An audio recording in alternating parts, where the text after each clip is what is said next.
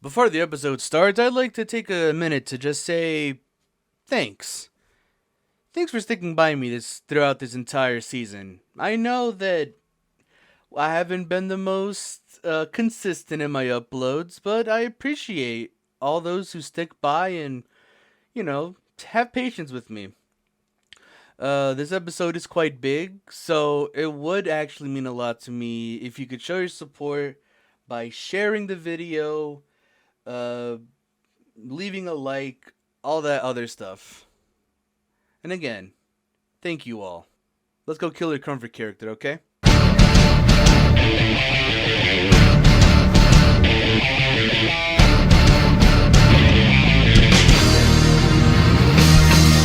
War is always changing, with both sides gaining new tricks. This goes double when your war is to protect from the seemingly mindless hordes. The plants, arch nemesis of the zombies. The monkeys, arch nemesis to bloons. I make these and it's my job to go over their origin and skills to see who would win in this episode of The Debate Club.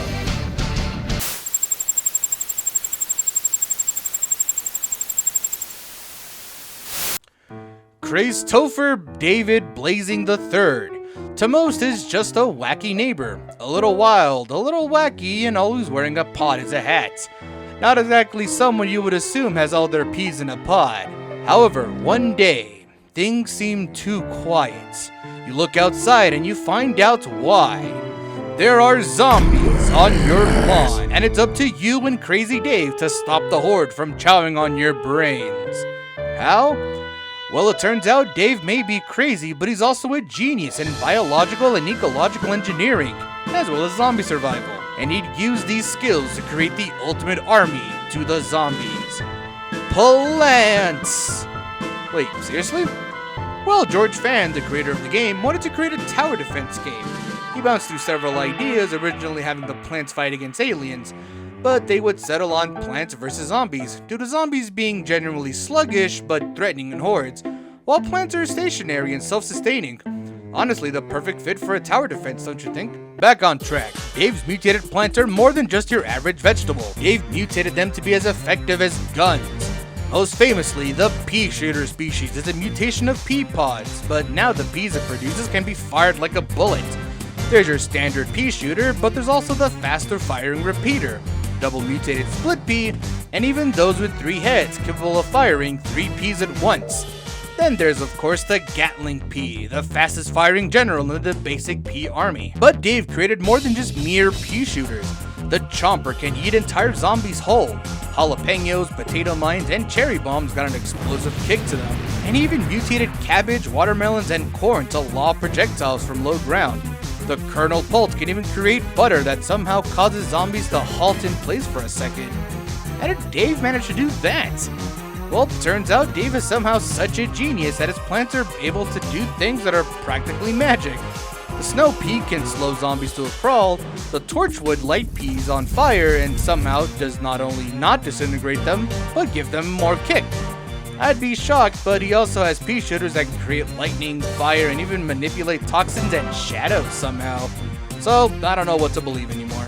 Dave even managed to add non-plants to his expansive army, like the Puff and Fume Shrooms, who can shoot weird purple stuff out. Hold on, wait a minute.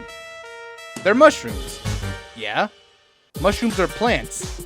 No, they're not. Mushrooms are fungi, which used to be part of the plant kingdom until scientists discovered that they're more like animals. That feels really wrong. Okay, we got plants that can shoot their seeds like bullets, and fungi now being a plant, so we draw the line. I'm just saying, if it comes from the ground, it's a plant. Worms. Hell, some mushrooms are even related to parasites, which explains how some of them are able to make ants or other insects act like zombies. That could explain why the Hypnoshroom is capable of hypnotizing a zombie to eat its own brethren. Dave practically has a plan for every possible situation. You got walnuts for defense, mints for supports, cactus and blowers for aerial denials.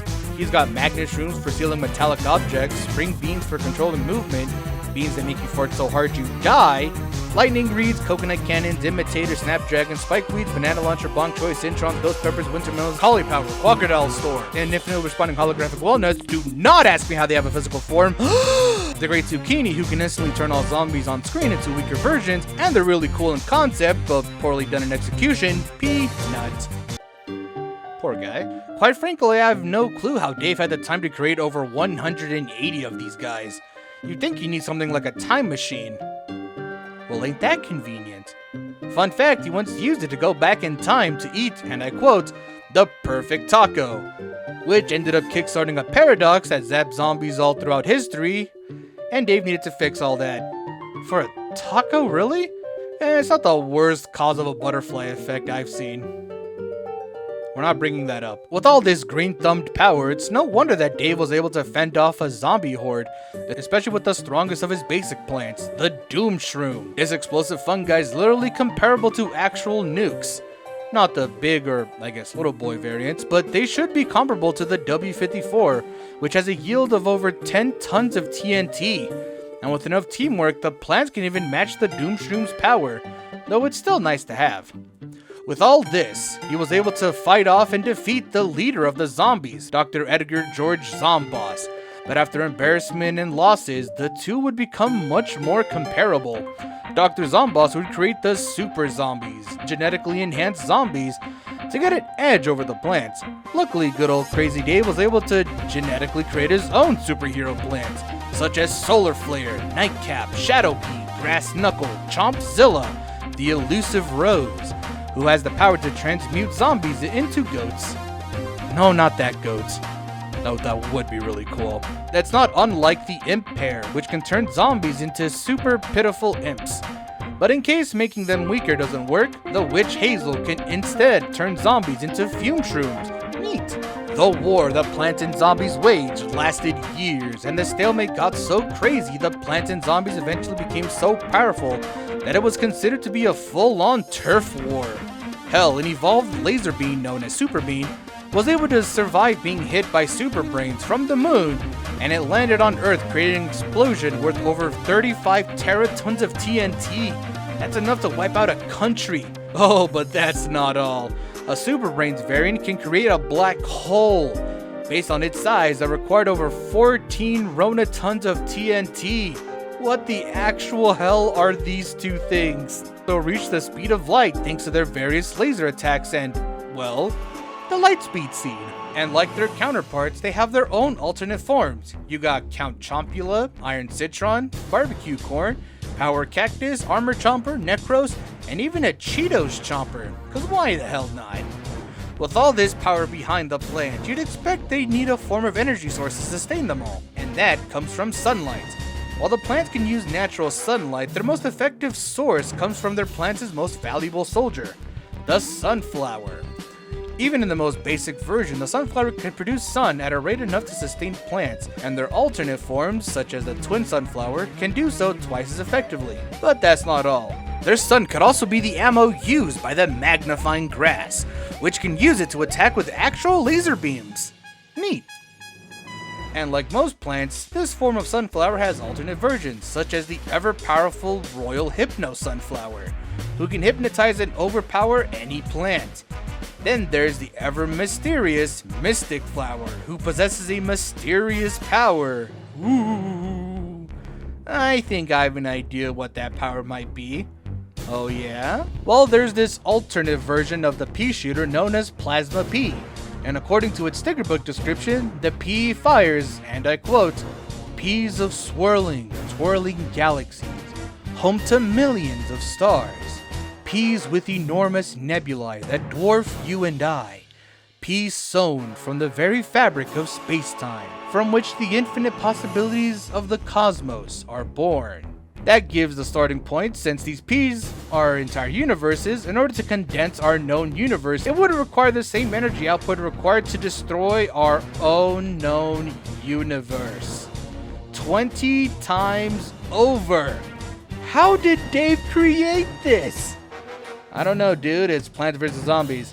I feel like I checked out at any sense of normalcy since time traveling for the sake of a taco. However, keep in mind that Plasma P isn't canonically that special or strong compared to something like the Tactical Kook, which is a cucumber nuke canonically even stronger than Plasma P, since it's an official win con and bypasses and oversees any other skills. So these plants have the power of gods, endless way to turn zombies against each other, and use the power of the sun as AA batteries.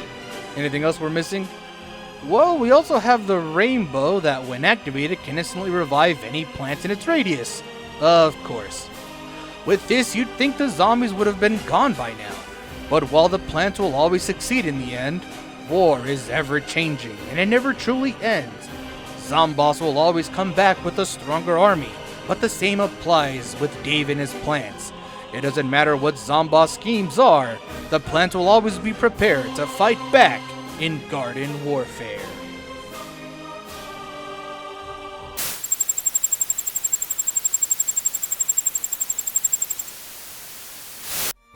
Ever since the dawn of civilization, there was a great threat, so dangerous, so latex. No one knows their origins, but what is known is that they are relentless, always racing forward. What could stop this rubbery madness? Well, ever since there were bloons, there were monkeys. I could see it. Hell, it's not too far off to assume monkeys would be our protectors. What started as a simple puzzle game made by a small indie studio, it all started with a simple dart monkey. The monkeys have been fighting bloons ever since they started this war, and throughout their back and forths, both sides have evolved. The monkeys began to train in the art of war. Each monkey is trained for one specific purpose: to pop those bloons. Under the tutelage of Quincy, who is somehow skilled enough to bounce one arrow off of multiple balloons, yet is dumb enough to not aim ahead and hit the yellow balloon, come on! They even have their own military branch. It's not just that. Some monkeys can somehow possess superhuman abilities. General units, supportive towers, and even machines of war. Seems a little over the top for what is essentially balloons. Actually, balloons and bloons are two entirely different things in the series. Regardless of what the balloons are, the monkeys have so many specialized units in order to deal with the floating felons. You got monkeys with boomerangs, monkeys with sniper rifles, monkeys with Gatling guns, monkey magic, monkeys that can build turrets, monkeys in planes and submarines, merm monkeys, and this one has a gun. This other one has a gun. There's alchemist monkeys who can transmute balloons into weaker versions or buff others, especially if you're a cool ninja monkey who can do cool ninja things. Glue gunners to slow them down, and even druid monkeys to weaponize nature itself. Okay, this seems like overkill for just balloons. Oh, but that's not even the half of it. Yeah, anyone who's played balloons knows about the various upgrade paths that each monkey has. For example, the sniper monkey can get camo vision to normally see hidden balloons. The boomerang monkey can get it on fire. The mage can turn into a freaking phoenix, and undead soldiers to perform necromancy. The alchemist can transmute themselves into a hulking beast. The dartling monkey can get rapid fire missiles or a giant laser. The druid can create lightning. The merm monkey gets a song so beautiful that it acts like mind control. And even the basic dart monkey can get a crossbow or a catapult. And the gunslinging desperado monkey gets to fire rounds for his twin revolvers. Talk about packing literal heat. That's hardly scratching the surface. The engineer can overclock, aka buff others. The monkey ace can get banana bombs. The ice monkey gets a cryo cannon that can even freeze blimps solid. Given the assumed size and the fact that it's tougher than lead, meaning that it would likely make up a similar material. In order to completely freeze it over, it would require over 61,000 megajoules of energy, which likely converts to 15 tons of TNT. Yeah, this does kind of sound like overkill now, especially with the deadly machines developed by the enigmatic Dr. Monkey to help pop balloons. There's cannons, tack shooters, spike factories, and even banana farms in order to fund their escapades, including their most dangerous weapon, the balloon chipper. This thing can suck up the toughest balloons and turn them into far weaker versions of themselves. It was so strong, in fact, that Ninja Kiwi had to vault it from the game. Damn, did the balloons really deserve this? I mean, they were kind of just floating around and the monkeys just popped them. Maybe. But the balloons they're fighting are crazy. They can't be that bad. Well, there's the undead Lich, who can drain stat buffs and resurrect the dead. There's even a balloon that can warp the fabric of reality and get closer to the end goal. This is FaZe, by the way, who can make reality shields. Question: how does 8 darts break reality? I don't know. Okay, maybe this isn't overkill. If anything, it's underkill. Alright, hold on. I'm gonna go study these balloons real quick. You enjoy that. With these increasingly dangerous threats, the monkeys needed a savior. No, a hero. Let's start with their most famous one, the Super Monkey. Okay, technically Super Monkey is considered a basic foot soldier, but come on, they're repeatedly stated to be the strongest, so they count. Super Monkey is capable of throwing darts at hypersonic speeds, even circling the Earth multiple times over. But with their upgraded paths, they can even shoot lasers, and thanks to their Monkey Storm ability, we know the Super Monkey can keep up with lasers. Hell, they can even go a step further and shoot plasma, completely disintegrating the balloons. But his most powerful upgrades allow him to channel the power of the sun, create giant mechs that can send out EMP shockwaves, and even rip off Batman. This is the Legend of the Knight, who can not only teleport, detect camo, and even create black holes worth over 4 yotatons of TNT. Obviously, Super Monkey is easily one of the strongest ones out there, but other heroes are no slouches. Benjamin can manage their finances and help buff others. Striker Jones and Captain Churchill are experts with military ornaments. Gwendolyn has a red-hot spirit and a flamethrower. Oben is a gentle giant that can control plants. Wait, what? Geraldo just kinda has a lot of random stuff. And Pickles. Sauda has swords and can solo most of the balloons on her own. Corvus can steal your souls and requires so much micro I can't even be bothered. Sai is very interesting, with the power to create a psionic scream that has a 50% chance to instantly kill whatever hears it. We have the Sun Priestess Adora, who can manipulate the power of the sun to burn down foes in divine sunlight. She can also open dimensional holes to sacrifice other towers in order to gain even more power in her solar dimension. And then there's the brute Pat Fusty, who is the strongest and can turn into Godzilla! Wait, is that Ghost Rider? Yeah, the monkeys have crossed over with other media before, including Adventure Time, where the Super Monkey is an egomaniac. Oh, and there's Adora, who can be She-Ra from the Masters of the Universe. Oh, great. Crossover scaling. Oh, don't worry, I'm just bringing it up for fun. But the heroes aren't the only superpowered units the monkeys have in their arsenal. Some monkeys can have a final 6th stage to their upgrades, known as a Paragon. The Dart Monkey becomes the Apex Plasma Master, the Ninja becomes the Ascended Shadow, Boomerang becomes the Glaive Dominus, the Tack Shooter becomes the Crucible of Steel and Flames, and the Engineer Monkey becomes the Master Builder. Oh, like Legos. Yeah, also wait, you're back. Yeah, and it's all a conspiracy, I tell you! The balloons aren't natural beings! The entirety of balloons is just one big civil war between monkeys! It explains the battle mode and multiplayer. In fact, we even see an evil monkey and monkeys that team up with the MOABs.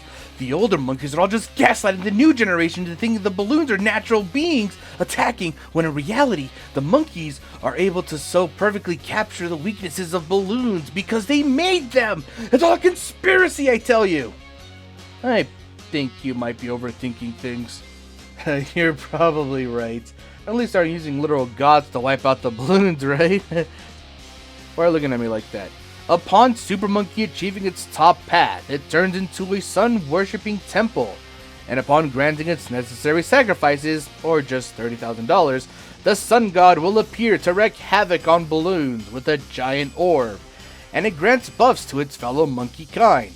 But there's a version even more powerful. Upon certain conditions being met, the vengeful true sun god will be summoned. With red laser balls capable of vaporizing any balloons, the sun god's power is incredible. Stronger than even Magnus Perfectus, who draws his power from the beyond, as does the sun god priestess Voidora. The beyond is theorized to come from alternate dimensions. Sounds crazy, right? Well, not as crazy as the Ray of Doom being able to pierce not only to the end, but even go through it and beyond. I mean, I'd say all this for balloons again, but genuinely still probably underkill. These boss balloons are crazy. No matter the setup, no matter the power the monkeys have behind them, the balloons keep coming. Despite everything, despite knowing the balloons and their weakness, the balloons only get stronger and tougher. While the monkeys always try to play catch-up. Sure, they have buffing methods, but they'll always reach a cap. Despite their training, the balloons always eventually overwhelm them. I mean, if you only play Sandbox, yeah. Even in a perfect world where eventually the monkeys outlast the balloons. They only ever get a year of peace before the whole thing starts again. It's madness, it's hopelessness, an endless cycle that can only break when the balloons take out the monkeys. And with the possibility of a conspiracy, imagine the stress on the monkeys. Huh. Well, when you put it that way, it does sound pretty hopeless. Huh? What's this? The Ninja Kiwi Reddit blogs. Oh no. Reddit! As you can see, Ninja Kiwi has an official Reddit blog where the community can ask questions about the lore of the Bloonverse. While its canonicity is up in the air, it is officially stated that, and I quote, "The canon is made by the community." So what happens if some disagree? Alternate universes. Things like Benjamin being able to hack the entire universe just to change appearances, having the monkeys unable to be harmed by their own attacks due to friendly fire being turned off, or even monkeys being able to rewind time. The boss balloon phase is apparently in alternate dimensions as we speak. Wait, so does that mean the balloons game take place in the past? In the future? In an alternate planet in the present? An alternate planet in the past? An alternate dimension? Or an alternate dimension in the future and vice versa? Yes. But despite all that, one thing will always remain the same. Where there are endless hordes of balloons, you can count that there will always be a monkey by your side.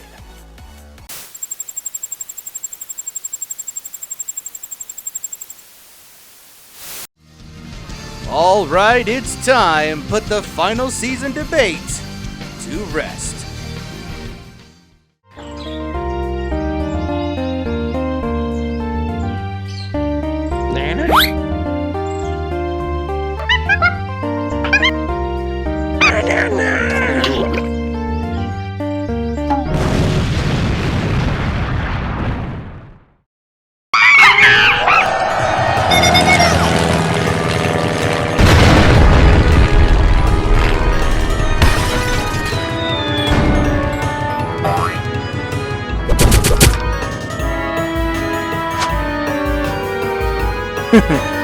Nothing gets past but.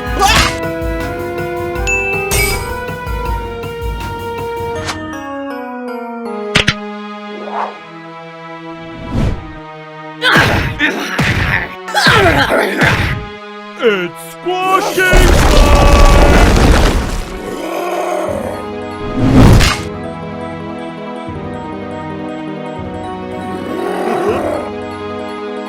I'm the biggest and the best. Busticated! Watch out!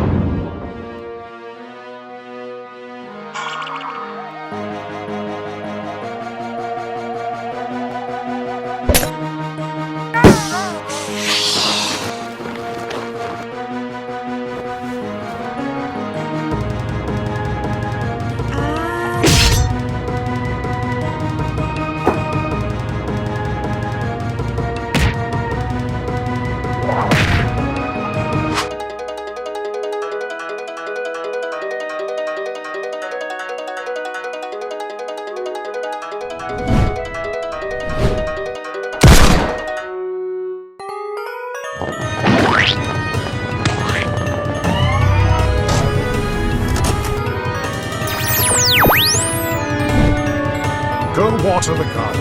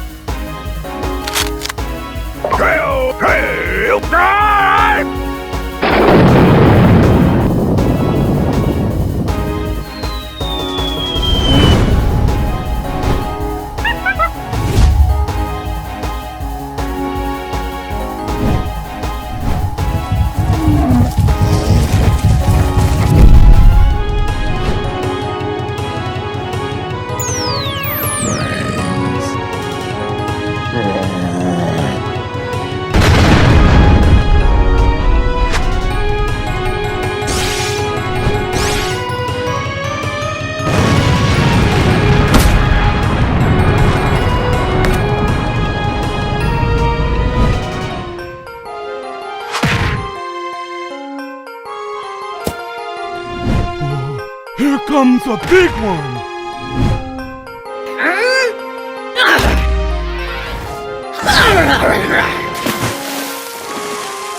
Kaiju power!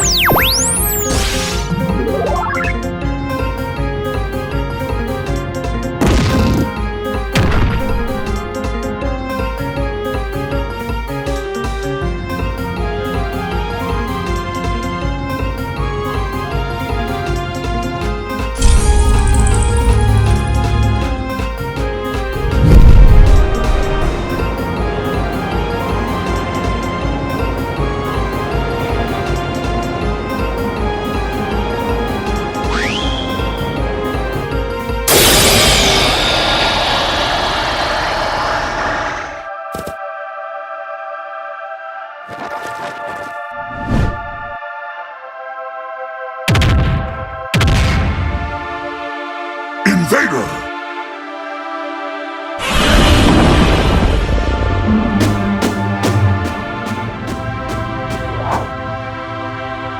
Go up! Oh! You are mine.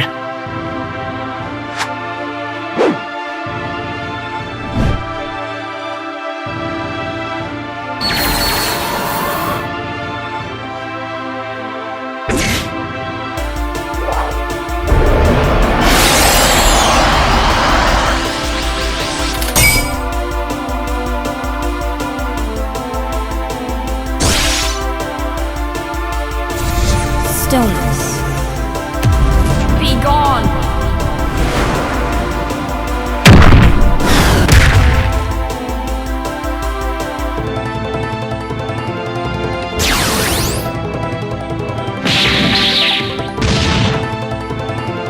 So it begins.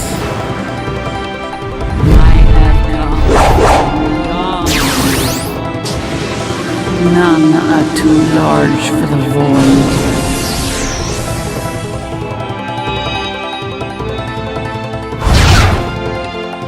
The void extends.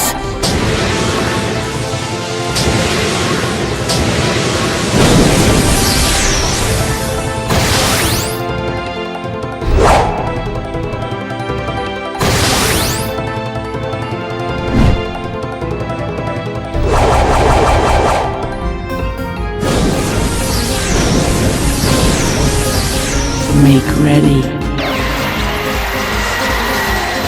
Present and future. The void welcomes you.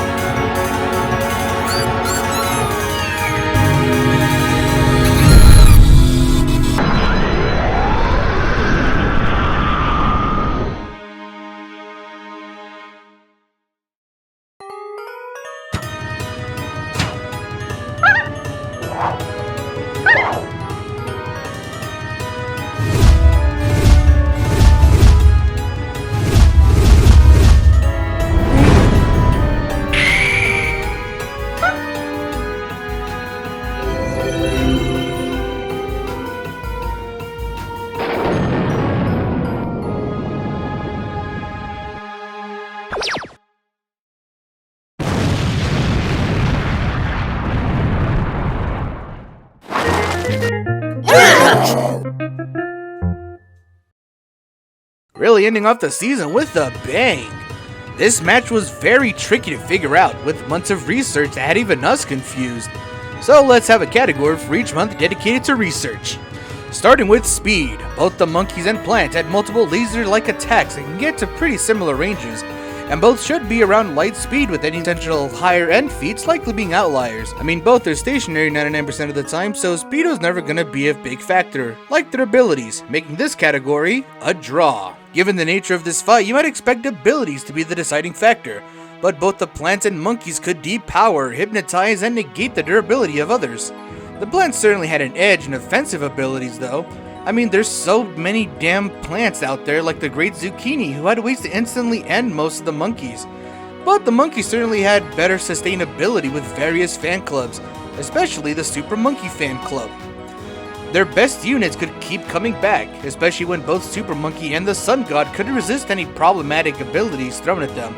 Meanwhile, even the Plasma P was vulnerable to the monkey's abilities, so it's safe to say that this category is also a draw. But it's thanks to Plasma P that the plants actually had an overwhelming offense to fall back on. While Voidadora had power beyond the universe and the Sun God was stronger than that, it'd be disingenuous to say that the monkeys were stronger than the 20 times universal stuff Plasma P gets to. And since the Tactical Kook was even stronger, the plant's power was far too great for the monkeys to handle. The plants had much more firepower by comparison to the monkeys. But what's power if you don't know how to use it? The plants are far from incompetent, but a mass majority of them are more like animals than soldiers. And while there are exceptions, each individual monkey was a specifically trained soldier, prepared for this exact type of widespread army fights. And while both faced off against reality, time, and space warpers, the plants more so just fire off and do their own thing rather than do much strategy. Which leads us to teamwork. The plants have some synergies and supportive units, but they're far more independent than the monkeys, who actually formulate battle strategies and take advantage of each other's strengths and weaknesses. Both categories are easy edges for the monkeys, but much less so looking at the small fries, essentially the basic mooks like cannon fodder. In most situations, basically every group of plant or monkey listed here will be temporarily ignored for this category. The monkeys may still have their training, but most of their best abilities come from the Super Monkey, Psy, Sun God, etc., while the plants still had multiple game-defining abilities to fall back on. The monkeys did have Druid monkeys to possibly control the plants, but for reasons we'll get into later, that's not that big of an issue for the plants as you might think. The plants overall just had more consistent low-tier soldiers, so they get an edge in tying up the scoreboard. Which leads to the big question. With everything laid out, which army had the better advantages that would let their win conditions be more likely? You may think that the monkeys would have it with their superior teamwork and skills, but the plants having a far more overwhelming offense means that the units would normally be game changers like Super Monkey and Sun God would be de-atomized once Plasma P gets the chance.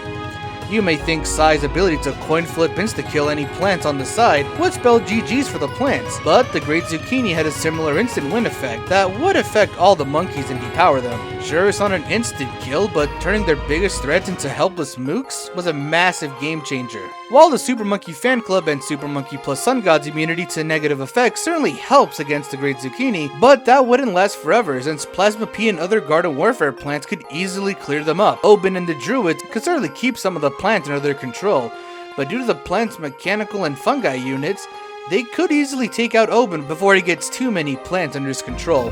While the monkeys could increase their numbers by resurrecting dead plants, the plants could do the same thanks to Witch Hazel and Collie Power. Sure, the monkeys also had mind control, but it was far more limited and spread across far fewer units. That's the main issue the monkeys are facing here. They put all their eggs in very few baskets, while the plants are far more spread out in terms of abilities. You may think the monkeys' greater skills would allow them to pull off their big win move sooner, but anytime strategizing against a never-before-seen threat would be worthless when the plants just have to do the same thing that they've been doing for years, giving the plants the final edge they need. The monkeys gave the plants the fight of their lives, but with the plants' sheer power, overwhelming versatility, and brute force, won them this garden warfare. The monkeys were bananas, but the plants ceded their victory from the start, and doomed their chances of winning. The winners are the plants.